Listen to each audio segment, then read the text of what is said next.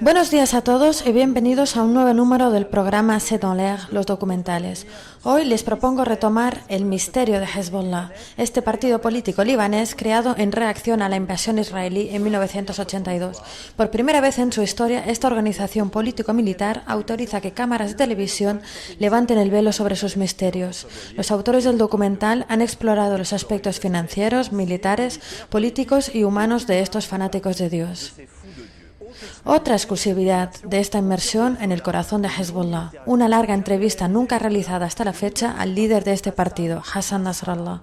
Presentamos seguidamente El misterio de Hezbollah, un documental realizado por Alain Grèche y Jean-François Boyer.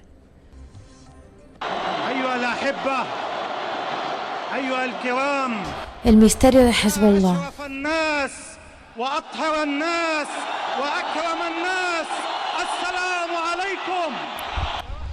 Hassan Nasrallah, el hombre que encarna 25 años de resistencia a Israel y la emergencia en el Líbano de un gran partido islamista chiita, Hezbollah.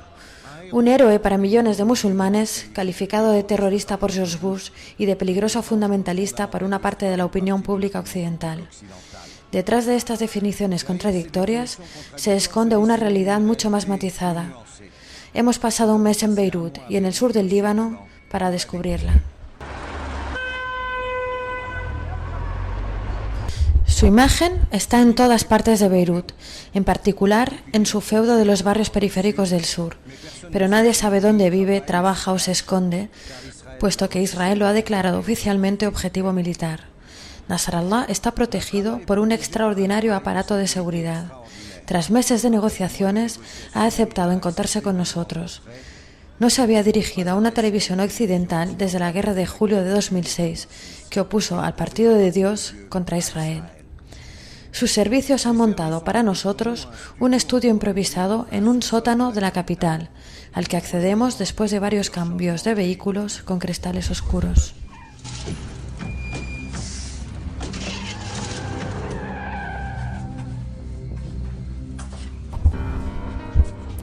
Hassan Nasrallah estudió teología con mulás iraníes en Najaf, Irak, y en Qom, en Irán, antes de asumir el liderazgo de Hezbollah.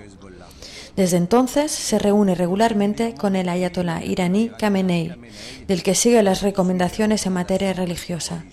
Sus críticos le acusan de depender políticamente de Teherán y ven en Hezbollah el brazo armado de la revolución iraní en el Líbano. Denme un solo ejemplo en sus 25 años de existencia en el que Hezbollah haya servido a los intereses de Irán contra los intereses del Líbano. La línea de conducta y la experiencia demuestran que somos un verdadero partido nacional y que nuestros objetivos son objetivos de carácter nacional. Cuando ve a Hassan Nasrallah, ¿realmente se siente frente a un libanés o a un iraní? Tiene referencias religiosas en Irak y también en Irán, como los católicos pueden tener referencias en el Vaticano o en otro lado. Pero es alguien que adora esta tierra, que ha nacido en el Líbano, que quiere a su comunidad. No veo en él chiitas que están combatiendo por Irán. Murieron por el Líbano.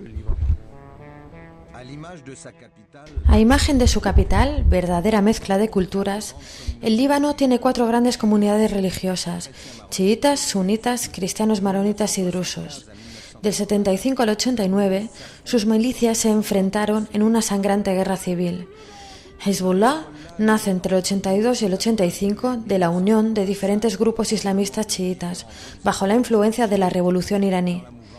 Después del 89, todas las milicias fueron desarmadas, menos la de Hezbollah, con el consentimiento de Siria, militarmente presente en el Líbano. A partir de ese momento, pasa a combatir a Israel, que ocupa entonces el sur del país.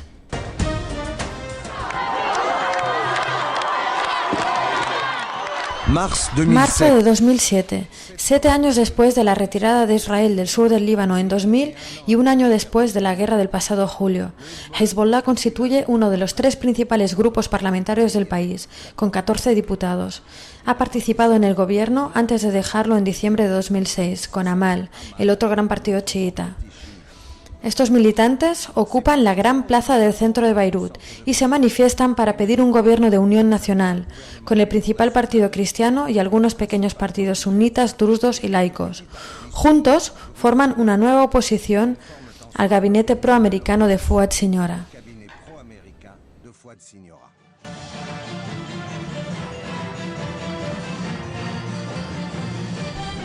Frente a las cámaras de Almanar, la cadena de televisión del Partido de Dios, que retransmite este mitin en directo, se concentran hoy hombres políticos que el Líbano no está acostumbrado a ver codo a codo.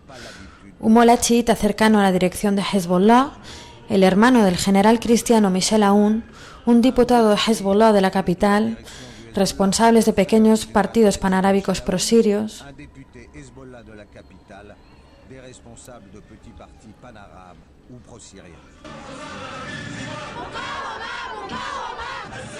Resistencia, resistencia, grita la multitud, porque el motor esencial de esta coalición, a pesar de su diversidad, sigue siendo Hezbollah, reforzado por la guerra del verano de 2006, presentada como una victoria divina sobre Israel. Hezbollah todavía asusta en los barrios sunitas del centro de la capital, feudo de los detentores del poder, aunque desde 1992 se haya integrado a la vida electoral del país. Redouan el-Sayed se ha convertido en uno de los principales consejeros del primer ministro Fouad Siniora, después de haber trabajado con Rafik Hariri, el antiguo primer ministro asesinado. Forman un partido fuerte y armado que no está bajo el control del Estado. Y no conocemos sus objetivos. Hasta la actualidad se aprovisionan en armas a través de Siria y siguen diciendo que quieren resistirse a Israel. Pero ¿cómo pueden resistir a Israel? Con 25.000 soldados del ejército libanés y de la ONU al sur, en la frontera de Israel. Además, ni las otras comunidades, ni el Estado, ni los otros partidos políticos tienen el menor control sobre este autodominado partido político, un partido religioso, un partido pro-iraní.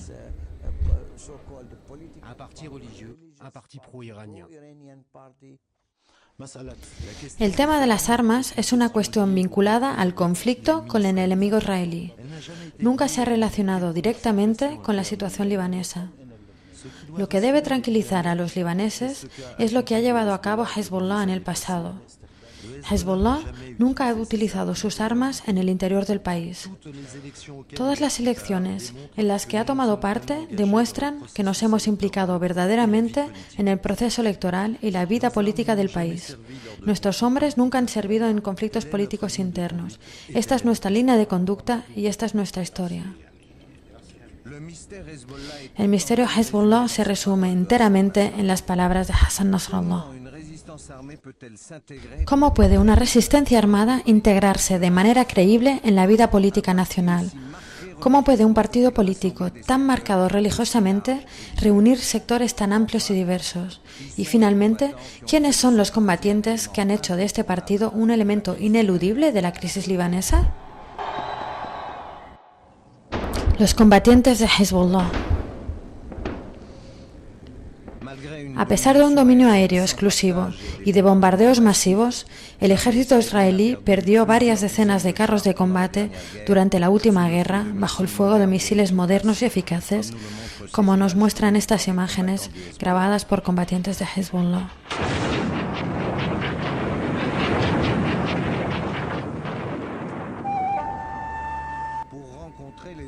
Para conocer a los hombres que se esconden detrás de esta potencia de fuego, nos dirigimos hacia el sur. Ait el-Chab, un pueblo chiita de 5.000 habitantes, junto a la frontera, sufrió los primeros asaltos de la aviación y de los blindados israelíes. 3.000 soldados de élite entraron en el sur del Líbano, a la altura de Ait el-Chab.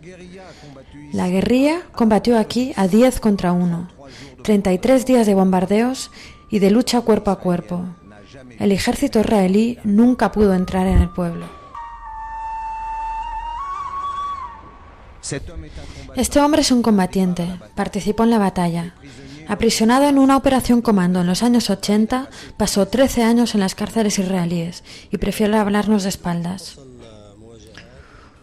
Hubo combates muy violentos en los que se destruyeron carros de combate y bulldozers. Entonces el enemigo se retiró inmediatamente.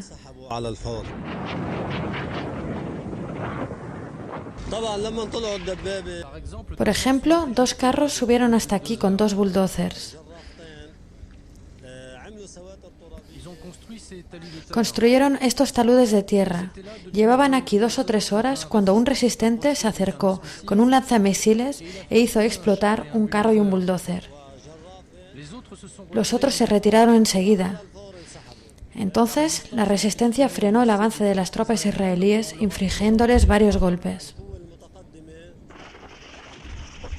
Incapaz de tomar posiciones en los pueblos, el ejército israelí encontró aún más dificultades para impedir los disparos de misiles sobre su territorio y para encontrar las reservas de cohetes. Cohetes de corto alcance como los Katyusha y misiles de medio alcance capaces de alcanzar Haifa y Tel Aviv. Ait el-Shab ha perdido 30 combatientes desde la invasión israelí del sur del Líbano en el 82. Los del verano pasado, una docena, cifra que puede sorprendernos teniendo en cuenta la violencia de los combates, se encuentran enterrados aquí, en un cementerio completamente nuevo. Entre los últimos mártires de Ait el-Shab se encuentran grandes jefes. 2 de ellos eran grandes comandantes de la resistencia. En Kiam, a 40 kilómetros al norte, otro pueblo tan duramente afectado como Ait el-Shab, Hezbollah dice haber perdido solamente 2 combatientes. Sus efigies dominan la plaza del pueblo.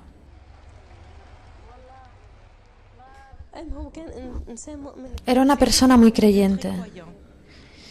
Me decía, tenemos que combatir al enemigo para alcanzar nuestro objetivo, por la victoria.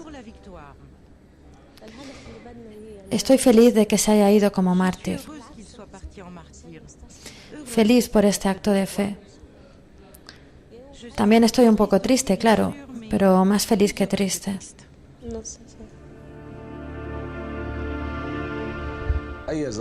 La mujer de un mártir, su madre, su hermana, su familia, saben que es de Hezbollah, pero no saben cuál es su papel dentro del movimiento. Esto debe ser preservado por razones de seguridad de la resistencia. Es algo que debe mantenerse en secreto. Incluso los israelíes no han conseguido conocer esos secretos. Esto forma parte de los elementos que han ayudado a conseguir la victoria. La mayoría de los combatientes de Ait el-Shab, los que constituyen las unidades locales, no han salido de sus pueblos. Te los encuentras en la mezquita para la oración del anochecer, nos aseguran nuestros guías, muy jóvenes en su mayoría. En general, las tropas de élite, especializadas en la manipulación de los cohetes y misiles, han regresado a sus bases de retaguardia.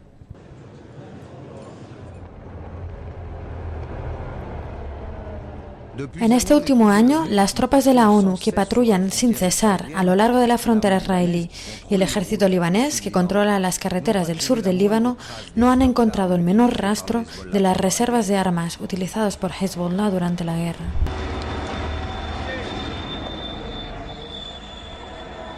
Esas mismas armas que Hezbollah mostraba cada día en la televisión Al-Manar antes del principio de las hostilidades. 25.000 cohetes de tipo Grad, vulgarmente llamados Katyushas, misiles tierra-tierra que pueden alcanzar los 150 kilómetros, de origen iraní y chino, y una panoplia muy variada de armas antitanque de tecnología rusa y francesa. Los combatientes de Hezbollah fueron entrenados por los guardianes de la revolución iraní para el uso de estas armas sofisticadas.